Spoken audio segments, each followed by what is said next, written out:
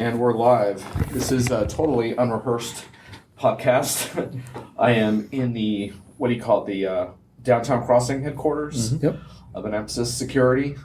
You guys have made the papers lately for some vulnerabilities you exposed in the SAP HANA system. But in fact, you guys are white hat types. I'm joined by Alex, and Dave. Is that pretty much right? That's right. That is So you guys feel free to talk over each other. We haven't rehearsed this at all, so let's just go informally. First of all, do you think of yourselves as white hat hackers? Is that how you like to be described, or? I don't think of myself as white hat hacker as much as I think of myself as a security partner. Okay. I'm always looking for ways to improve the security of whether it be the company or whether it be the products that are out there. Yeah. And the more you work with products, everything's interconnected nowadays. Yeah. And if we're trying to silo it off and just protect our own thing, we're never going to succeed. For us to defeat the people who are actually intentionally trying to hack for nefarious reasons, you got to work together. You got to contribute. And if I find a problem on your system, I should tell you about it and help you identify it. Yeah, and really it's about solving the disconnect between finding the technical problem and how it impacts the business, and that's where Onapsis really comes in, right? Where we're able to help organizations understand how that technical vulnerability will impact the business information that's living on, their SAP systems and Oracle systems. Now, I will say the title, though, of White Hat Hacker, when I met Black Hat at DEF CON, it's a much better title than just, my standard title. So I'll take it. It's got a little sex appeal. It does have a little appeal there. We should name the company. Yeah. Wait, that's already taken. By the way, that was Dave. We got Dave. I can't tell you when Alex and Dave were talking. You're just going to have to figure it out. So how does this whole thing, how do you look, you guys have been involved in this industry for a long time. So, even just thinking back a few years ago, I could think about enterprise software vendors that would have been pretty hostile to any type of they would have put every kind of hacker in the same category. I don't care if you're trying to help their customers or not. Are you seeing change? Yeah, I think we are seeing change, and I'll even help some of you viewers. This is Dave Crandall.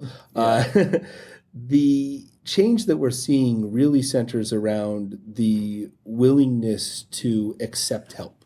A lot of products out there were much more comfortable saying, "Don't touch our stuff, leave us alone. We'll take care of it. We'll deal with internal." And they've hired, many of these companies have hired some of the best white hat hackers in the industry to work internally. But the truth is, with the amount of threats that are out there, with the amount of stuff that's going on, you need everybody's eyes helping you find the vulnerabilities. Right. Yeah, I agree. I think you can hire those people, and I think it's good that companies are doing it, but you do end up with a bit of institutional blindness if you're just looking at the same software, the same code all the time. So I think I agree with you. We've gone through a transition. I describe it as these large vendors kind of go through the various stages of grief. Like initially there's denial. We don't have any problems. Why are you looking for problems? We don't have Don't any. Look at our stuff. It's fine. And then finally they get into acceptance and, all right, you can help. We see the value you're providing. So companies go through it. And I think now they're hitting that next level where they're really saying, we want your help. We have a lot of our partners are reaching out to us and saying, have you seen new things here? Or, let us get you the latest information, the latest sets of codes so that you can help contribute to making it more secure. Though, Alex, you're making a point that in some ways some of the surge in cloud apps has set us back a little bit because some of the cloud vendors are back on that party line of, your data is secure with us because they're trying to counteract a lot of fear and uncertainty down around cloud security. Yeah, they're also trying to state that, their services that they provide are going to be kind of turnkey for your organization, so you don't have to hire all these different, security folks that'll be handled by their company. But it's really less about they're going backward. It's just expanding the complexity because what organizations are doing is they're going from complete on-prem. We're going to establish it. We're going to put perimeter around it. We're going to know what traffic is coming in, who's coming into the systems based on user identification and what have you. And now they're basically saying, okay, we need to go into a cloud environment, with a hybrid cloud environment. So what products and systems can be put out there? Who do we work with? There's third-party vendors. There's new applications that we can now deploy. So it's less about the organizations being, less secure. It's more that the attack surface has gone and expanded to the point where it's almost impossible for one organization to be able to manage all of the security around the application layer, the infrastructure layer, and the database layer. Right. And Dave, you were talking about a big change you're seeing in the nature of these attacks. You talked a fair amount about social engineering. What is that? So what I'm seeing a lot of is, if you think back to the news media, you'd hear a decade ago, oh, such and such broke in, got through the perimeter, kind of attacked from the outside. And a lot more now is happening from the inside. And it's not as an obvious malicious attack as much as it's a data gathering exercises. They're trying to be quiet. So they're taking the time to social engineer in, right? Can I get your credentials? Can I get your credentials even in a real life scenario where I can get a hold of your badge? Maybe you leave it at the restaurant or at the bar, and get into that building and get on that network and then start actually doing something that is more malicious. A lot of this also comes back to, what data can I gather? It may not be a huge value to make an obvious explosion, right? Or to stop or break a website. It may be way more valuable for most of these hackers to gather recipes for drugs, schematics for hydraulics for a robotics company, or manufacturing processes, supply chain metrics. Go down even the path of, if I can break into your financial system and find out how much you're paying for your acquisitions, maybe I can outbid you on acquisitions without having to spend too much. So the social engineering hack is sort of almost like a two-phase hack, where the first step is breaking in the building somehow, like the external you Let me sweet get talk your way past in, the you get perimeter, your badge, and you're bona fide, and now you have a lot of room to move around. It's all the good It's Hollywood like all movies. access pass. Yeah. On the side, yeah. all the good Hollywood movies, right? How did I social engineer to get in? And then I can use my technical skills to gather information. Is that kind of how things like the Target hack went down? Yeah, I mean, we're seeing that in a lot of the public hacks, and a lot of it is not as much public as much as we all know it. We say, oh, well, obviously they got on the network somehow. Are they tapping the line, or are they finding somebody's account? Are they compromising? If it's a Boston attack, are they compromising someone who's still using Red Sox 2007 as their password, right? Yeah. And let's be honest, there's a lot of people in Boston that are still using Red Sox 2007 as their password. So being able to go down that path and get onto the network, get the credentials you need, allows you to do so much more. The bothersome part of that is you think about situations where, you might have had a breach and you don't even know for like a year because someone's or a decade. They're sitting on that data, right? It's way more valuable to sit on that data and just keep pulling what I need off than it is to show you I'm there. Right. So you guys just published a whole series of HANA-related vulnerabilities for SAP. SAP is one of the main companies you work with on this. By the time you published, you had already worked with SAP on a series of patches. So that's part of the white hat aspect of this. So responsible disclosure, essentially. The way that we do it with our customer base is, when we identify, and our research team is brilliant, in all the companies I've worked at, this is one of the most brilliant set of researchers I've encountered. But when they identify a new vulnerability, something that isn't even known yet by the product owners, then we tell the product owners, SAP, the Oracles, whoever it may be, here's the new vulnerability and here's how it works. And then we immediately start creating detection signatures that will allow aspects of our OSP product to look for breaches against that.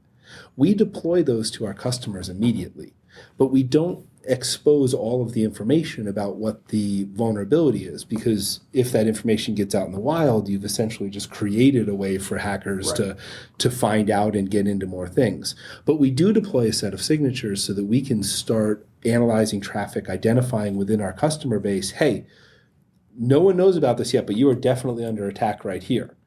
And then we look for a public announcement like we had this week, when SAP or when Oracle or when anyone is ready with patches that customers can apply.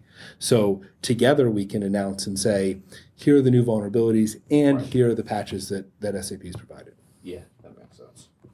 And I mean, it's not, there's kind of that weird line of what's better, right? Do you want to tell everyone right away? Do you just want to tell SAP? And we've found this middle ground of helping to protect our customers, but also telling the partner that we work with so that everyone can get the best benefit. And just to be clear for listeners, Dave's talking about customers. You guys have a customer base comprised of folks running software, largely SAP, but also some Oracle. Yes. And so they're using your software solutions, those customers, but you're also working with the vendors in question. Yes. And that's sort of how this comes about, is you periodically work with the vendors to publish what you've discovered. And Right. so on. We look at the vendors as partners. Yeah. We look at the SAPs and the Oracles as partners to our business. We want to share as much information with them as possible.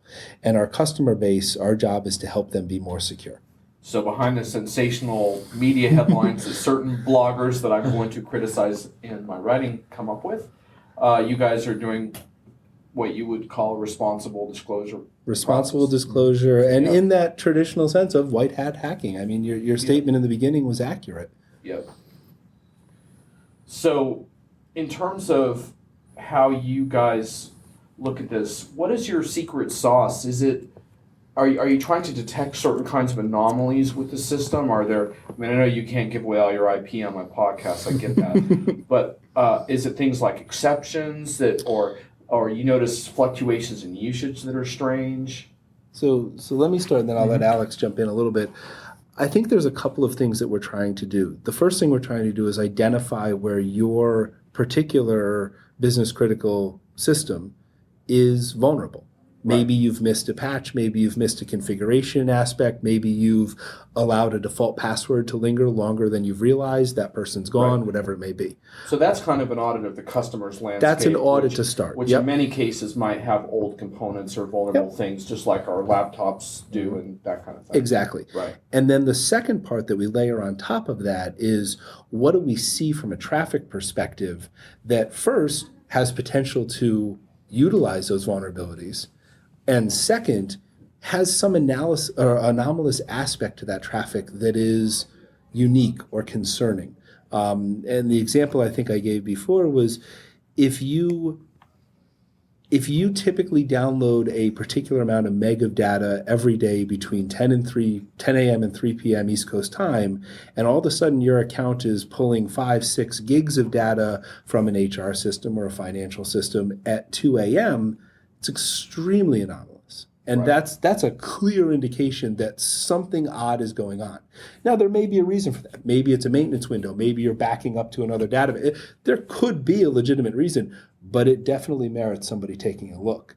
And if you're not looking at your business critical systems, your SAPs, your Oracles, the stuff that are housing your financial, your HR, your business IP for those type of anomalies, you're going to miss when a nation state or a hacker group is actually starting to pull back data that is critical to you. Right. Yeah, I'll take it just one step further, and it's a slightly different tack, but part of our secret sauce is the people.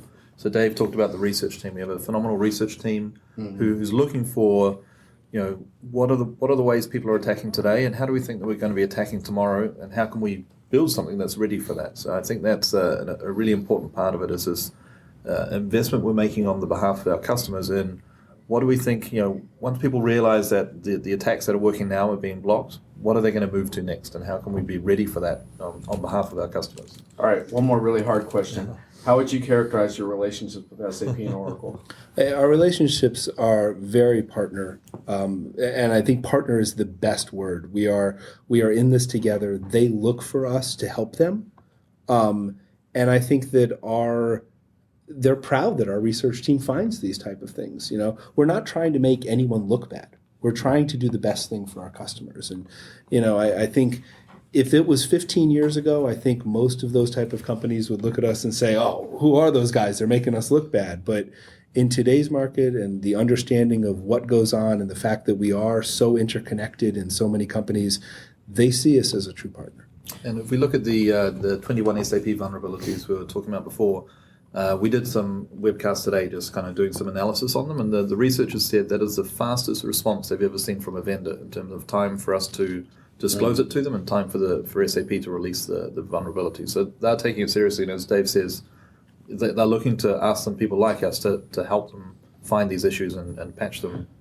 Well, I haven't talked to Oracle about this, but I did talk with SAP because this thing was kind of in the press that was pretty absurd headline on ZDNet around this sort of fear mongering, and so I wanted to hear from SAP on how dangerous these vulnerabilities were. And of course, I found out you guys had already delivered all the requisite patches, and so it was really much ado about nothing. But what I was struck by talking to SAP, and I'll be writing about this, was they basically said, look, our software is not perfect. And I really like hearing that, and I would like to think that Oracle would say something similar if I talk with them.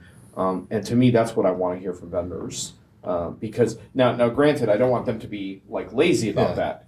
But to me, that's the starting point. I don't want to hear them saying, don't worry, customers, we've got this one. We've got this under control. And your data is safe, blah, blah, blah. I want to hear them say, whatever it is, we're working with third parties to expose vulnerabilities. We're putting up bounties, like I know some consumer tech companies have used bounties with individual hackers to find exploits and such. That's what I want to see. I want to see an acknowledgement that to stay one step ahead of this, we have to acknowledge, you know what, none of us are perfect, and we have to aggressively achieve these results, Absolutely. And I tend not to go as much to the bounty side, which I've seen some of those, but you get into people that truly become mercenaries on the bounty side, which is withholding solutions. Yeah, withholding solutions. Can you double this? Or I'm only going to tell you this much because I can get more money out of this one. But I definitely see the partnerships that are forming between companies like ourselves and vendors like SAP that really become beneficial for everyone.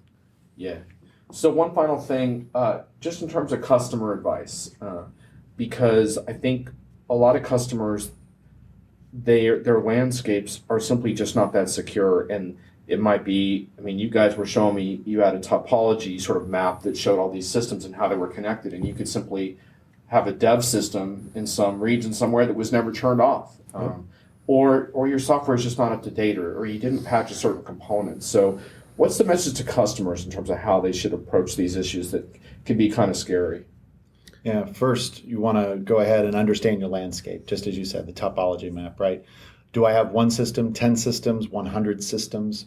And then once you understand those systems, you then need to say, okay, how are they all connected, right? Connections are important because in the case of the vulnerabilities we just discussed on Monday, the TrexNet connection between the systems was a configuration issue as well. So yes, there was a patch available, but there's also a configuration issue. So it's important to understand the topology, the connections between the systems, and then obviously go to the next level of, okay, what are the assets that are on those systems itself? Is it IP? Is it data that is essential to a compliance issue? Is it a business process that is essential for you to make money? And understanding that will allow you to then go ahead and start to think about, okay, do I have vulnerabilities on the systems? What do I need to? How do I need to prioritize them? Do I fix them? Do I patch them? What do I do as an organization? What we find also is that the forward-thinking organizations have stopped talking about, oh, that's a security issue, or that's an IT issue, or that's an SAP basis issue. They're basically saying, okay, how do we work together as a team? Because it might be everyone's issue in some shape or form. It could be an issue that comes up that needs all three teams to talk together. And if you don't have the ability to have those discussions as a team, then you're basically trying to just do introductions while you're trying to solve, the fact that the building is starting to crumble around you. So it's like, okay, many times what we do is we talk to organizations, say, hey, start working with the different teams before the issue starts happening, or before the issue happening, so that you have the processes in place, you have the taxonomy in place, you have the communications in place before stuff happens. Yeah, for me, obviously I agree with all of that. It's important to remember that security is not a point in time, so it's a process and a framework, and there's many different frameworks out there. Very good point. Yeah, it truly is a process, a continuous process. A discipline, perhaps. Yes, exactly. And you have to commit, as an organization, that there's value to us for doing this. This is the level of risk we're prepared to live with, and we need to do what we can to get us down to that risk. But you might be at an acceptable level today, and next week, on Monday there were 21 new vulnerabilities. So on Friday you were fine. On Tuesday, if you hadn't been keeping up with notes, etc., suddenly you're in trouble. So it's something you commit to, and I think discipline is Or actually even good. without the notes, on Friday you were fine, and on Monday you let someone go, and on Tuesday you forgot to turn off their account. So there are lots of ways, even without a new vulnerability, that you make that mistake. And to your point, Dave, many times what we see is that it's the simple elements that are overlooked because everybody wants to talk the technical details, and the fact that you didn't turn off someone's access rights. Or change your default password. Change the default password, and they're no longer employed. They still have access to it. So there's basic things that need to continue to be looked at, as opposed to always going into the technical speeds and feeds. Right? It's not always a big data issue, right? It's not. I'm shocked. I thought everything was big data these days. Massive analytics, big data. Yeah. I will point out a little of our big data. One of the things that we're trying to do is actually look across our customer base to be able to identify emerging threats, bring that data back to our research team, so that individual companies can say, oh, you're seeing this on the rest of the oil and gas industry, or the rest of the manufacturing industry, or the rest of the pharmaceutical industry. Maybe I should worry about that risk more than I thought. Yeah, threat intelligence is probably one of the biggest things we hear from our clients on how to correlate the data and provide that data across the industries so that they can get one step ahead. Because bottom line is the adversaries out there, they're already talking. They're talking via social media, and they're doing a much better job of communicating with each other. And most of the organizations, or at least in the past, they basically say, I'd love to get the data, but I'll never share it, right? And so that mindset for Global changing. 2000 is starting to change, and they're saying we absolutely need to share data. Well, and the bad news is, unfortunately, some of the so-called black hats are really, really good at what they do and using these networks. And you guys have your work cut out for you dealing with some of that. And unfortunately, some of the incidents you're trying to prevent are incidents where you never want to have to do an audit afterwards. It's an incident you never want to have happen, and that's a pretty big deal. It is. So, well, there you have it. Inside several white hats, otherwise known as your security partners. Thanks, guys. And for those of you who like my longer podcast, all I got to say is I have these guys cooped up in this room for an hour, and it's happy hour here, so that's all you're going to get. But I appreciate your time. John, thanks. We're happy to have Thanks you so back, much. John. Thank you.